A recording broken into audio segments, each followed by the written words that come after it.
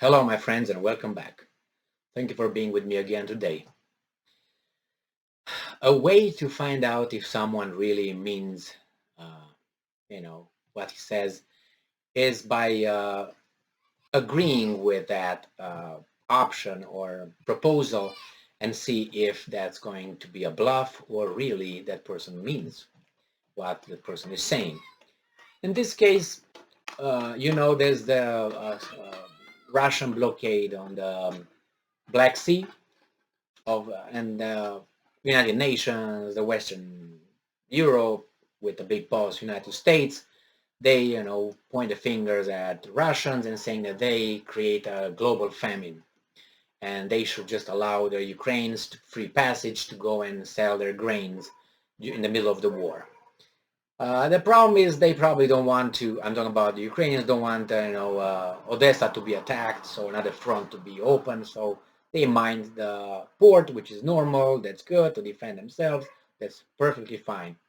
Now the Russians came with an option and an offer. And they said, okay, let's make a corridor out of Odessa, 3 nautical miles wide, like 80 or something long, and the vessels can go back and forth and will not harm them if that's the case. But in order to do that, obviously Odessa has to take the mines out of the port, the waters, and also they sank some ships. The Ukrainians sank some ships over there so to prevent a landing from the Russian, Navy or whatever, the army, whatever they're going to land with. So then Ukrainians said, no, we don't do this. I mean, you want us to do think we're stupid?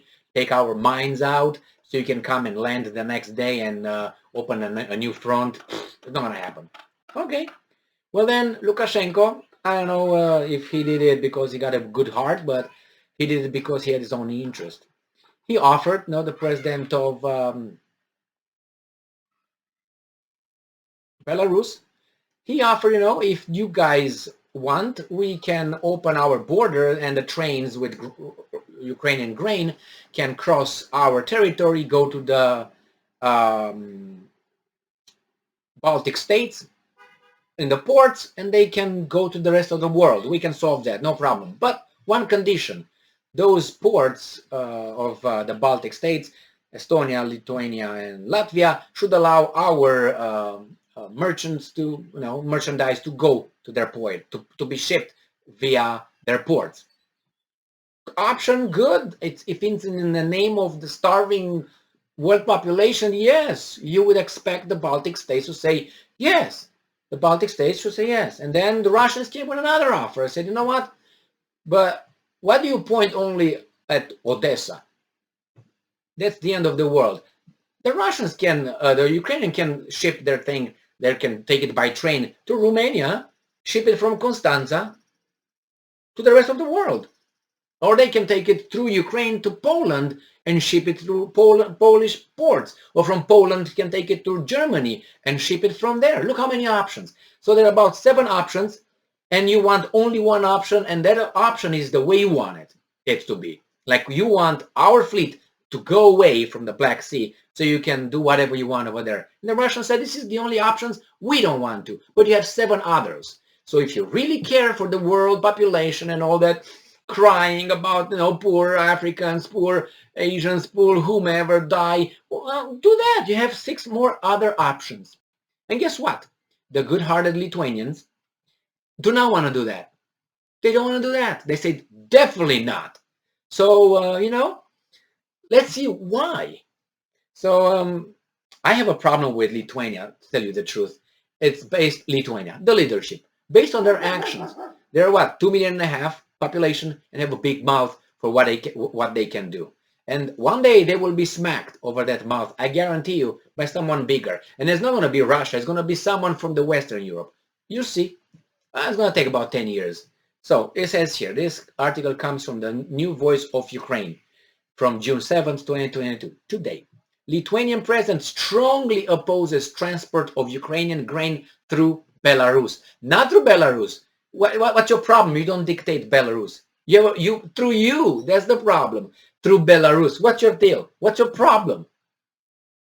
Oh, so he's finding the Belarus. No, the Belarus said, no, they can go through my country. It's your country.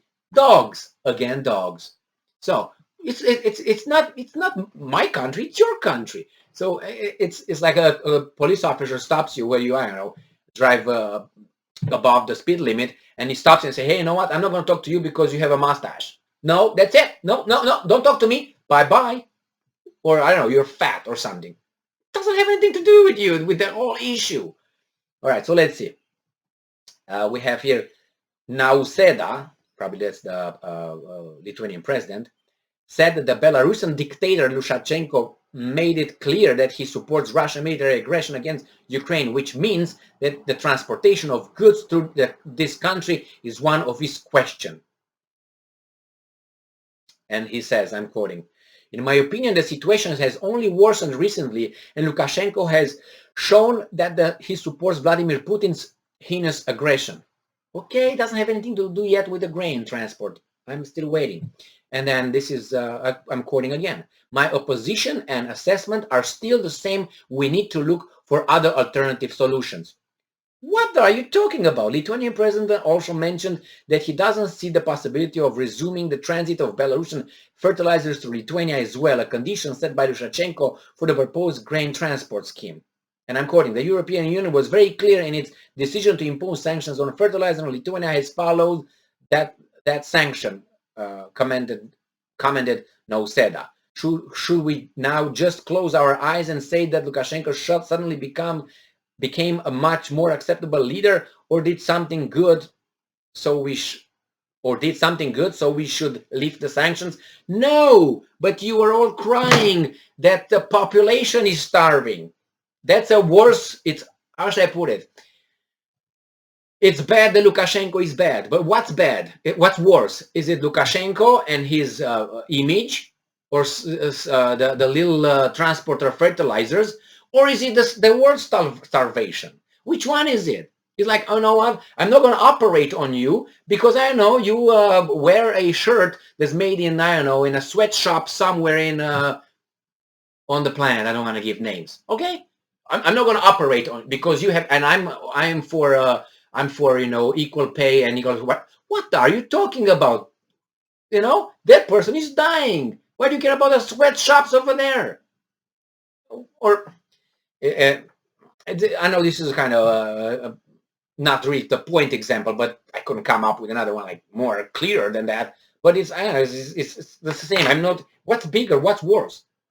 Lukashenko or the starvation of the world population? Which one is it? I mean, there are two bad things. One is way worse than the other one. And for that one, you're going to create that. That's criminal. That's criminal. Because now I can say, well, because of you, the world is starving because there are grains that the evil Russians agree to let everything go through your country. And you come with lousy reasons that Lukashenko will look good and we impose sanctions. What sanctions? You see, the sanctions will bypass the sanctions of what? They can still buy oil through third parties. That's how you buy oil in Europe right now. Russians go over there, get it from one tanker to another tanker, and the tanker goes into a European port and sells the oil.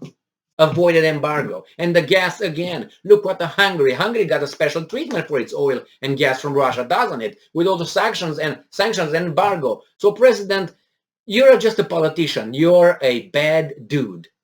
You are a bad dude because your decision trying to avoid it's the dictator Lukashenko is going to look good, or we imposed sanctions, didn't we?